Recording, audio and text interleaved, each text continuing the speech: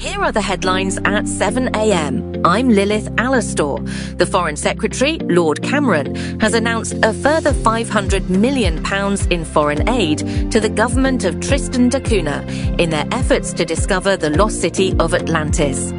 It is believed that valuable evidence will emerge pointing to the role of climate change in the demise of the fabled city. The Road Research Lab has discovered that, contrary to populist opinion, potholes are good for the environment. The deeper ones provide much-needed ecosystems for small aquatic creatures which are essential to life on Earth, explained researchers.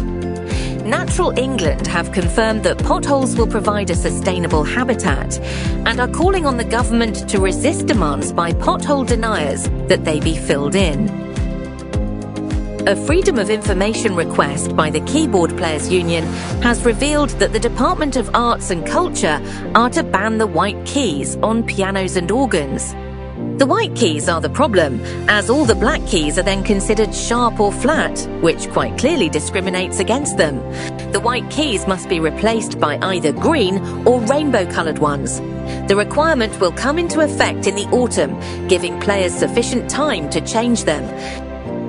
Mirrors are to be banned in all NHS health settings after scientists found that potentially fatal diseases could be up to 100 times more virulent if patients looked at their reflections.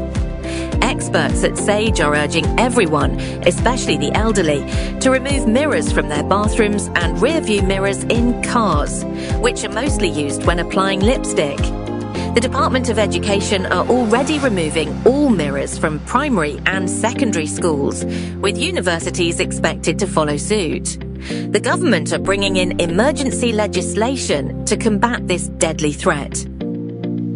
In other news, the Church of England have announced that everyone, without exception, will have to show photo ID to enter church.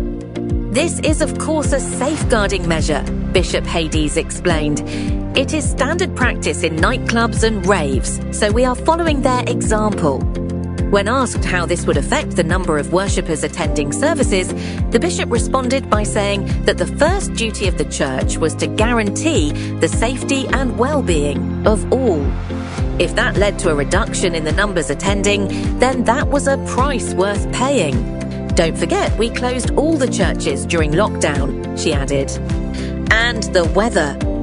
Storm Justin is continuing to wreak havoc in the north of England, with strong winds and torrential rain expected in the Midlands later this morning. Motorists have been advised to only travel if absolutely necessary. Finally, the pound buys $2.43 and €6.66. That was your morning news at 7 a.m. and now back to the studio. Thank you very much indeed, Lillith.